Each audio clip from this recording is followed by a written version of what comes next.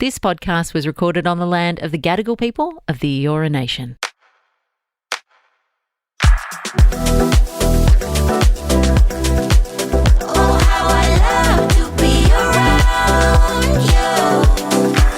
Hey guys, welcome back to Mad About You. We are Jadé and Lachie Brycki, and this is the pod where we chat about all things love, romance, dating, trials and tribulations, dating horror stories. Oh gosh, and boy, does Locke have one for you today. Let me tell you guys a story my friend told me over the weekend. It absolutely blew my mind, and I can only imagine it is going to rock his socks. So he said that he was dating this girl for a few months and, you know, not serious yet, but as in they were hanging out regularly, going to dinners, you know, at each other's houses, doing what you do. And he said that after, you know, a few months, he noticed that this girl never took off her socks.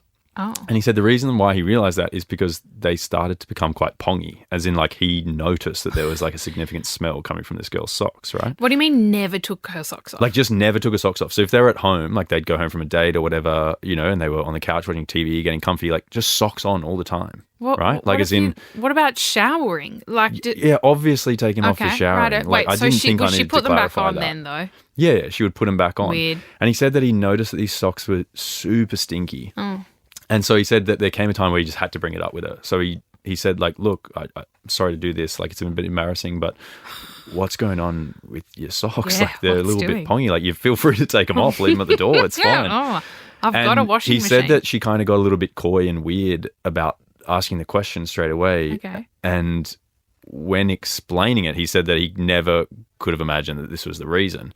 And what she said is that an ex-boyfriend of hers who had moved overseas, right, paid her monthly to send him smelly, dirty, used socks. No. So once a month, No. she would wear these socks all month, like as in just accumulating monthly? pong. Yeah, accumulating pong. And she would send these socks to him overseas because he had some, I don't know, stinky sock kink fetish. Oh my goodness. And I just thought to myself, firstly, that is the wackest thing ever. How much? But, oh, you want to know? Yeah. Not that much. Well, go on. $400 a month. Oh, per sock? And no, that was just for the, you know, the total package. Yeah. I don't But know think to about yourself that. about that, right? 400, there's so much to break down. We could do a whole episode on this one story. Hang but on. $400 a month, $100 a week. That's not that much, you really. You could work at a cafe for 3 hours on a Saturday morning I mean, and it's a make that. decent amount of money for some socks, right? But I don't know that it's worth the stench.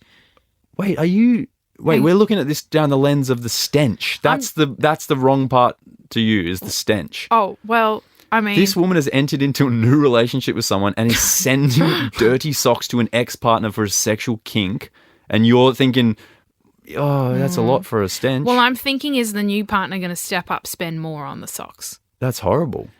Like Wait, so you're saying you'd be okay with me sending old dirty undies to an ex-partner? Well, they're not undies. If the figure was right. If it was enough money, potentially. What? Not undies, though. Socks. Yeah, but don't you think that's just strange in general? Like, your connection with your ex is... Having a connection with an ex is already an odd thing when you're trying to move into a new relationship. It's weird that it's an ex. Do you think that the sock thing started whilst they were together, before they broke up? Well, I didn't ask that question. I was weirded out by all the other things. I wasn't trying to, like, get to the bottom of it. I don't think it...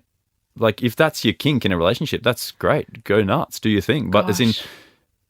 It's an ex-partner, like as in, let's say you broke up and you still wanted that $400 a month. That's totally fine. But when you start dating other people, I think it's a bit odd to keep this financial kink relationship with an ex-partner, because if you want a good relationship, honesty is the best policy. So you're going to have to tell your new partner this story. Pass the baton. Let him know, look, I've been getting this amount of money every week. I don't know if you want to match it or top it, but I can give you my socks in return. Right? Wait, you're telling this to the new partner? Yeah.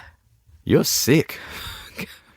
That is horrible. You got to keep bringing that dosh in. Do you know what I'm got saying? a different idea. Yeah. So you went down the path of still getting the same money from the new partner. I would just say to the new guy, hey, do do you want to just give me your socks? I'll stop doing it. We can just send him your socks and it'll be a laugh. I love that. But then he has to wear like little fluffy socks with daisies on them or something so that the guy knows these are not man socks. Yeah, it's fine. Wear him to the gym and wear trackies. No one can see him. Yeah, and, you know, because he's going to the gym, he'll probably only need to wear them like once or twice instead of for a month. But like all jokes aside, is that not weird to you? No, like, it is. It's incredibly weird. I'm trying to keep an open mind. You know, girl's got to make some money. No, it's weird. If I started dating you and you had socks you were selling to your ex-partner, I'd say, listen, there are levels of just this is disturbing on so many levels. Firstly, how are you okay with that being on your foot? You know, let's just start there. You keep coming back to the smell. Like that's the issue here. Let's talk about really not. the fungus, right? That could be growing on the toe. That's pretty rank. Secondly, the connection to the ex, weird. It feels like it might be a kink thing, you know?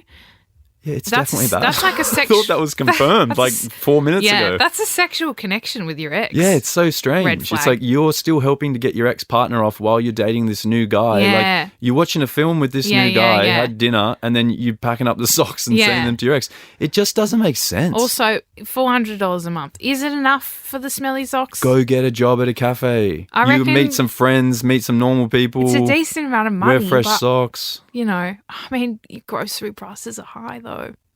You know? Wasn't expecting this from you.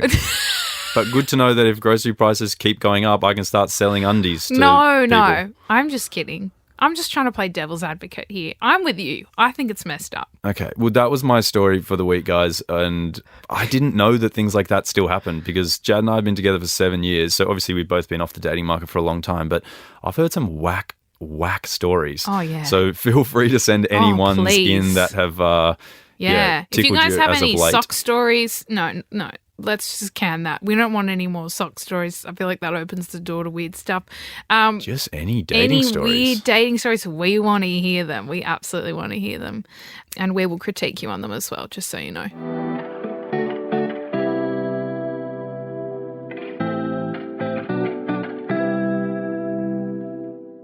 Today we're going to talk about things like red flags, how to know you're with the right and wrong person, and some green flags, and also what are some good signs in a relationship, you know, that don't involve smelly socks. Yeah. Well, feel free to start us off, my love. Well, I think we should start with, you know, some clarification around how you know you're with the right person. How did I know that I was with the right person? Yeah. Well, I think it comes down to like when we first met, knowing that you were the right person was that I didn't have to change anything about myself. Like I felt entirely comfortable to be myself around you, which sounds like it's a pretty simple thing that everyone would realize. But looking back at like past relationships, I would always sort of hide little things about myself, and not bad things, but as in like just things that like might, like for example, drinking and partying. So like I dated girls that drank and partied, and I would go out with them, and I would literally take protein bars and sandwiches in my jacket pocket, for example, and I'd go and sit in the bathroom and eat at intervals, you know, like as in I just was so not interested in that, but I went along with it because I was like, oh, I'm dating this person, they love it, like, but I didn't want to tell them like I hate going out and really? being amongst You felt this like you had to hide that? Yeah, I just felt that if I told them that and they were really into it, then perhaps they wouldn't, you know, want to stick around, for example. And then, you know, something that I really enjoy indulging in, like at the end of the day, like the way I like to relax is I like to play games, whether that's, you know, board games, computer games, whatever. But as in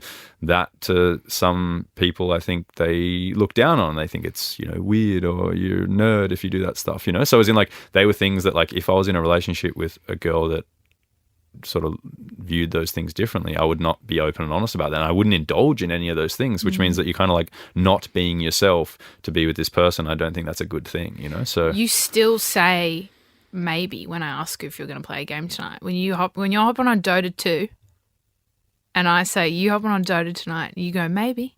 It's always maybe, guys. He never says yes, and maybe means yes. Yeah, because I don't know until I know. For some reason, he's still got this complex that playing the game is like, I don't know, it's you've got this weird attachment to it. When I've never cared, don't care at all. Yeah, and and enjoy video games myself. He goes, maybe. And I go, all right, well, you let me know when you know. Yeah, well, I think that you do that. You make me feel very comfortable and confident in being myself. And I think that's definitely a green flag. I also think that maybe perhaps in previous relationships, I haven't felt as confident like in trust, because I've had a few things happen in the past, whether it's like, you know, emotional cheating or physical cheating, whereby it, you know, you kind of lose your faith in people a little bit. And from the moment that I met you, I never have felt like an inkling of distrust. And I think that that's super empowering in a relationship, because I think that when you have that trust with a partner, like you become unstoppable, you know, and it is such a confidence builder, because I've never thought twice about trusting you. And I think that's a really beautiful thing, because, yeah. I wanted to ask what you deem as emotional cheating. Well, like being flirtatious and being inappropriate with someone that you wouldn't be happy if your partner was doing the same, like just a simple treat others how you want to be treated, I guess. Okay. So as in, like, I would never want to flirt. Just have like an inherently obvious feeling that something's wrong, basically. Yeah, I mean, you can like, just you tell, know that you're like, doing the wrong thing. But also I think that it comes down to like comfortability and confidence in yourself. And I know that you derive nothing from getting attention from other men, for example. So it's in like, which sounds weird because, you know, you work in social media, you have a large following and presence, and you post a lot of stuff online. But like, I have never, for the girls, I've never thought that was ever for male attention, for example. And you, I don't know if this is true, but I'm sure you probably feel the same way as me. As like, I don't care about female attention. Like, I only want yours. And as long as, like, I love being in a partnership, and I think that is like one of the nicest things is to have like your other half and have this strong partnership. And I think that we're on the same page. Yeah, all the things that you brought to the table when we started dating seriously, and whether it was like your energy, your kindness, your confidence, like your family values, like all these things are things that I looked for in a partner and found with you, and they were definitely green flags. And dating for many years, like, what did we meet when we were 21 maybe? And I think I started dating when I was like 15. So, you know, that's 6-7 years before we even met. So I've dated plenty of girls and seen plenty of red flags as well. One of my go-tos is, you know, when we're looking at healthy signs in a relationship, is if you're wondering frequently whether or not they're interested in you, I'm just straight up of the opinion that they're not interested in you. I think if you're doubting that, you know, whether or not they're keen on you, it's... Sorry, guys. Locke's just taken a sip from a mug that has my face on it. It's very distracting. So, yeah, if you're wondering whether or not they're keen on you... Are you referring to the courting phase? Yeah. Like, obviously that's not in a relationship phase, a lot of people are in relationships and they find themselves asking this question, you know, like, are they actually interested in me properly? You know, and I think the answer is, if you don't have an answer, it's no. And I think that should be something that you're quite firm with yourself on and that you recognise. Otherwise, you're wasting your time, you know. Well, I think that's something that we both share towards each other, which is nice, and it settles a lot of those maybe anxieties, is that, I don't know, I think it's safe to say we're both pretty obsessed with each other. And so that's like it's a nice thing. And obviously there's a fine line and balance between it, but as in, like, it's a nice feeling to have towards someone. Yeah. And I think there should also never be like this push and pull of power, you know. I think if you find yourself in a relationship where, I don't know, like you feel like you're asking a lot of them all the time, and it feels like it's becoming a hassle, you know, on their behalf. And I've felt this before. Have you experienced this? Yeah, plenty of times. And I think you might even recall in the early stages of our relationship. Oh, yeah. No, that's not what I was saying. Oh, sorry, I was just recalling other things. I was saying when you wanted to spend time with me, I remember being surprised because I had come out of relationships where I was basically begging for time from my partner. You know, I'd say, what are you doing on the weekend? It would be like, oh, I'm seeing the boys, I'm doing this, I'm doing that. And I was an afterthought in the relationship. And there would be times often where I would only see this person once a fortnight, you know, and I thought that was normal. So when I would see you 2 nights in a row and then you'd go, you want to stay over again, I remember being like, you know, are you sure? Are you sure you want me around? And I still remember this one time you looked at me and said, yeah, like, I enjoy spending time with you. Like, why would I not want you around? And for me, that was such an eye-opener. I was like, wow, he likes me. That's so nice. Yeah, fair enough. He actually wants me around. So that was a really good indicator for me, I guess, of the fact that I had been in the wrong relationships where I felt like, you know, it was that push and pull of power almost, you know, where they're holding something over you, and whether that be like an emotion or time or something like that, that was an indicator for me that I was now in the right relationship. I didn't need to beg someone to like me, basically, you know, and it shouldn't feel like that. It shouldn't feel like you are asking for someone to give what you're trying to give to them in that relationship. Yeah, sure.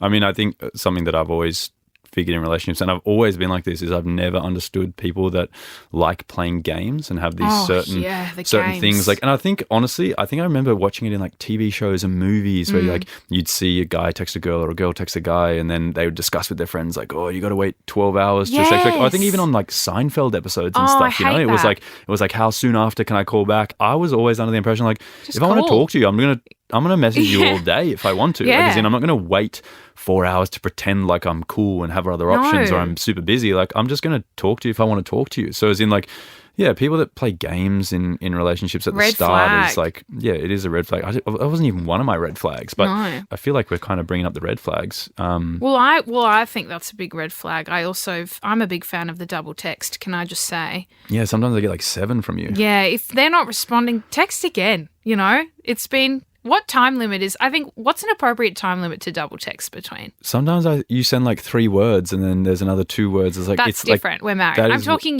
that's like dating. one sentence that you've broken up into multiple messages. I'm talking you're just getting to know someone you're dating, right? You've texted them, you haven't heard from them for a while. Yeah. What's a while? Give me the number. That's what I mean. What is an appropriate time to follow up? I've got to come up with my own did you see my text? Okay.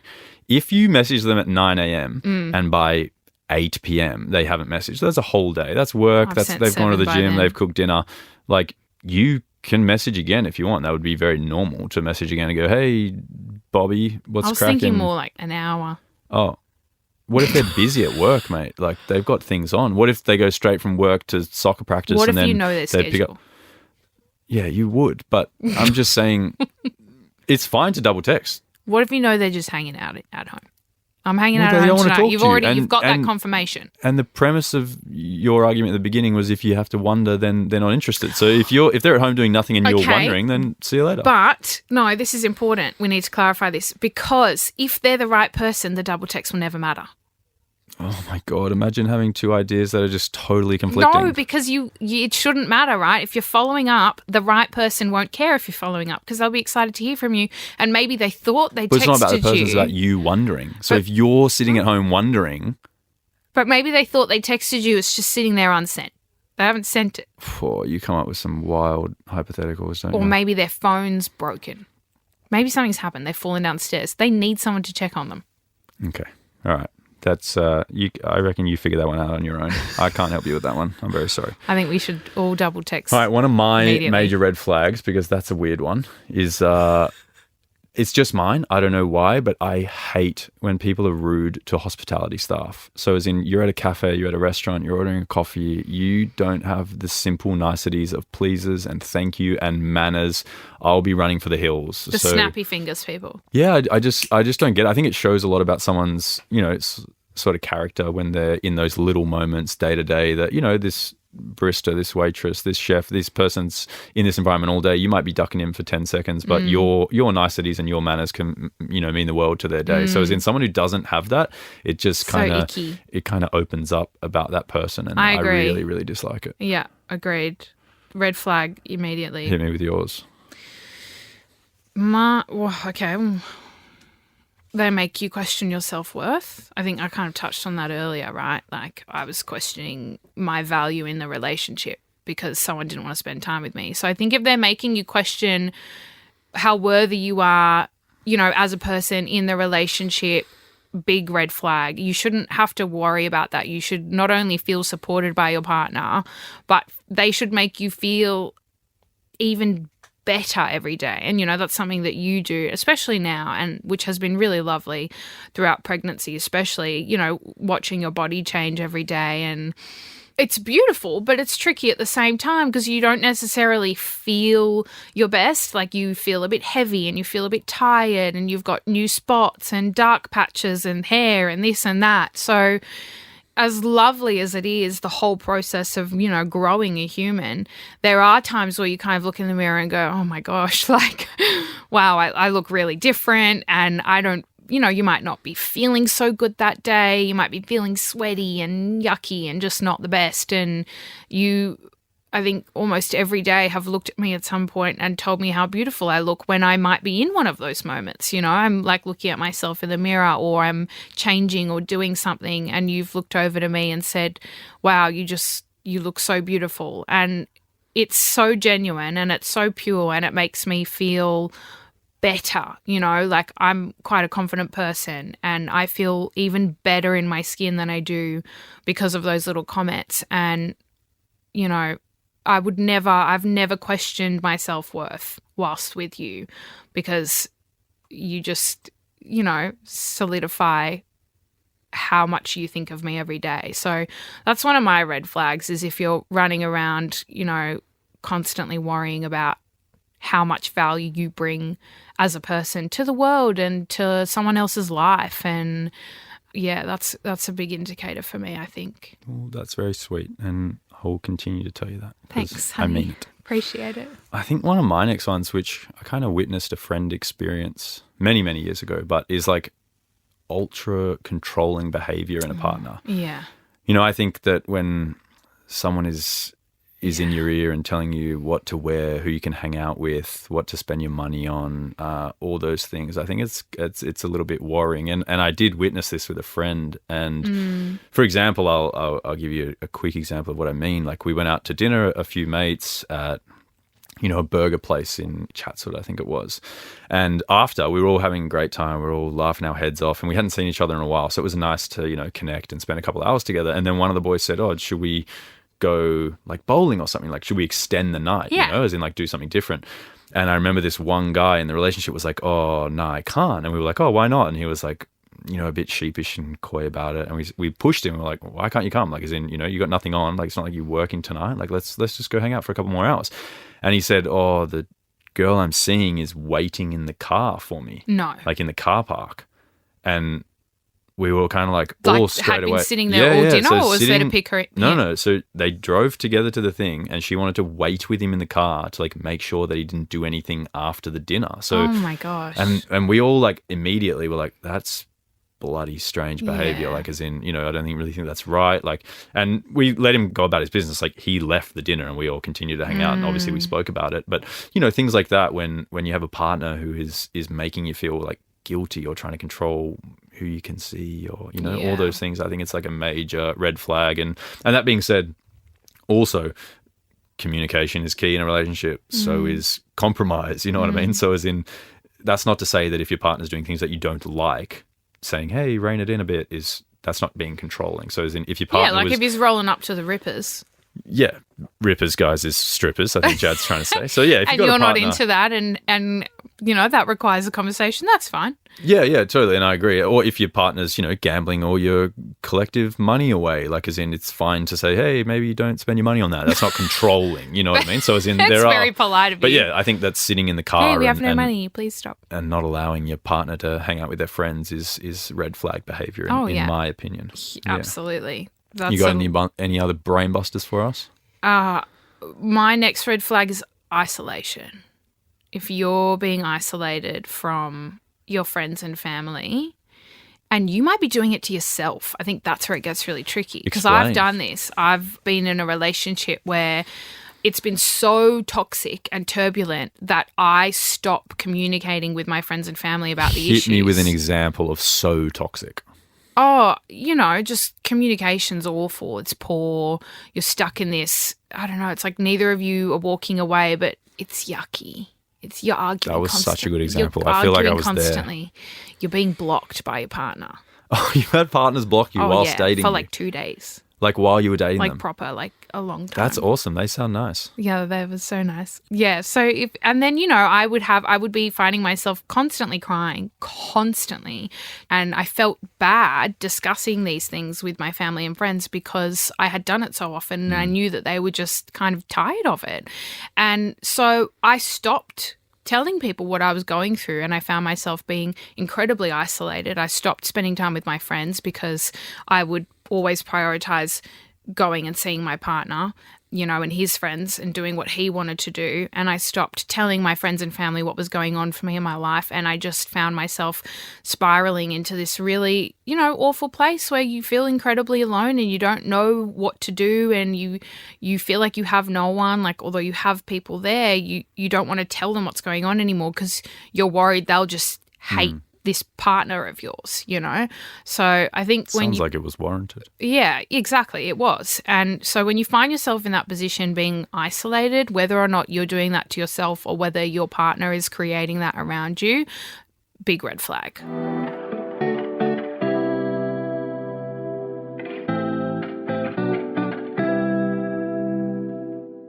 Man, my last red flag, this is a super personal one for me. And I just want to say that everyone's red flags are different. So if you hear things that we say and you don't think they're red flags, that's totally fine. Everyone's different. Everyone's relationship's different. But one for me is like excessive substance use or substance abuse, you could call it. I've never been a big drinker, partier. It's not been my scene, but I have dated, party girls. Don't ask me why, because I was never into it. So it doesn't really make sense looking back. Opposites attract. Yeah, I feel like when people abuse substances and it takes a toll on other areas of their life, so when it knocks them for six for multiple days after, or it starts affecting their relationships with their family or partners or work, I just think that is a bit of a red flag when people are leaning on those crutches to sort of get through life. I think you got to, sort of sit back and have a think and not be indulging maybe as frequently as you have. And that's not to say that I don't want a partner who drinks and has a good time here and there, because obviously when we met, you still went out plenty and partied and had a great time, But as in... You were the one giving me drink cards. Yeah, well, I was, not helping my own red flag there. But yeah, I think that's something to be mindful of when you're starting a relationship, is someone who, abuses those things, because I think long term it will take a bit of a toll on your relationship. So I've made that mistake in the past and I don't get a chance to make it again because we're married. Locked in. Lucky you. Yeah. So when you finish having this baby, just don't get back into binge drinking. I haven't binge drank for a very long time. Yeah, 7.5 months. No, that's not fun. I'm joking, guys. No, you're not a partier anymore at all. What are you? Yeah. You like having a few wines here and there, but that's about it. Shrew, prude. That's pretty much all the red flags that I have in a partner. But let's get back to our next segment, which is Ask Mum and Dad. So we have another question from one of our listeners now, which is an interesting one and right on topic for this week, actually. We've conveniently picked this one out. So, Jad, do you want to read it out? Sure, love to. All right, well, today's question comes from Josh. Hey, team. I need your advice on a tricky topic. My girlfriend and I are moving in together and she's suggested we combine finances. In theory, I'm okay with it. We have about the same level of savings and want the same things. The issue is she spends way more money on clothes, her hair, makeup and beauty stuff. How do I navigate this? I only want to combine if she reins it in big time. Did I write this question in? Yeah, as a serial non-reiner-innerer, yeah, that's a tricky one. I'll happily answer first. Go on. Yeah, when it comes to that, if you've been dating a while and you're living together and you're sharing things like rent, utilities, bills, electricity, internet, groceries, whatever it may be, it's so normal and fine to have perhaps started a joint account and you put in X amount a week that goes towards those share things. But at the same time, I don't really think it's appropriate for your partner to be spending money that's not theirs on things like hair and nails or, bags or partying or holidays. Like, as in, feel free to keep separate accounts still and spend your own money on things that you want to indulge in yourself and spoil yourself. But as in, yeah, feel free to split the finances on things that you share, but not on your personal niceties. I'm of the opinion that the shopping is beneficial to mental health. And with your money? With whoever's money it is. Josh and partner, he should let her do the spending. In terms of combining the finances, that is the whole thing we're talking about. Yeah, okay. Well, it sounds like she wants to combine everything, right? And it sounds like he's worried that she's going to be doing a little dipping into Josh's side of the bank account, right, to spend in the way that she likes to. What do we think about that? Is that okay? I've actually just said it's not okay. But if you're starting a life together, right? Yeah, but they're not starting a life together. They're just dating. A partner is an investment, right? You're investing. When you're married like us, feel free, chuck your bank accounts into one. It's all your one big happy family, and there's no problem. But that's not accurate.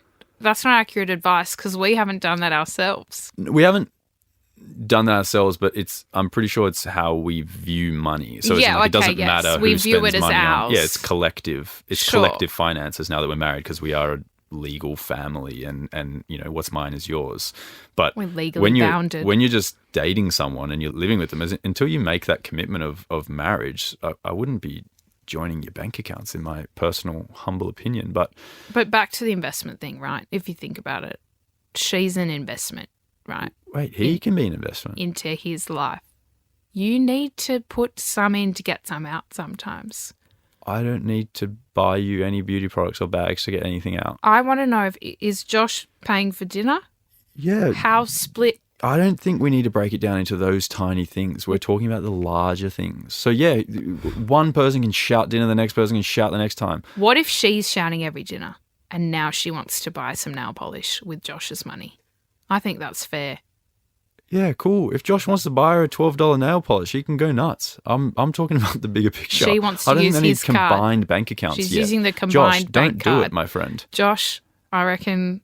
Josh, buy invest. her gifts, by all means. Buy her gifts, but you don't give her your credit card, and if you're not married, that is silly behaviour, my friend. I think combine some money for your rent and whatever, do you know your utilities. Yeah, awesome. We've got Jad on the same page now after 8 minutes. Something I've actually felt in the past in relationships when I've, I don't know, I would say over spoilt people, taken them on trips, bought them things. Are we talking about me? When we've split past relationships. Yeah, why aren't I getting that treatment? When it's not worked out, I've actually felt really silly about doing those things. Yeah, so I know what you Josh, mean. I would keep that in mind, my friend, as well, that until you lock them down as your partner for life, and I'm sure you've dated a few people, that if you do that with multiple people, it's going to become a bit tricky for you, my friend. So, yeah. Combining finances with a maybe fiance makes more sense than a girlfriend to me. But I understand if you want to make, you know, if you guys are at the point where you've been together for several years, you want to make a bank account just for things like your shared utilities and whatnot, no worries. But combining all the money, I'm hitting the buzzer. You've heard it here first, guys. From Jadé. Love it. Yeah, and we still have separate bank accounts, as we've just said, but obviously we view money as a collective family unit, I can just take Locke's card whenever. It doesn't really matter whose bank account it comes out of, but obviously we're in a different position than you are, my friend, so have a little think about it, and maybe you run that by the old missus that you can share the things. Remember, Josh, your partner's your investment. Yeah, just lock it down, Josh, and then invest as much as you want. Guys, it's been an absolute pleasure. Thank you so much for joining us and listening in. We hope you've had a good time. And if you have, please leave us a review wherever you're listening. Tell your friends, tell your mum, tell your puppy, and we'll see you next week. See you guys.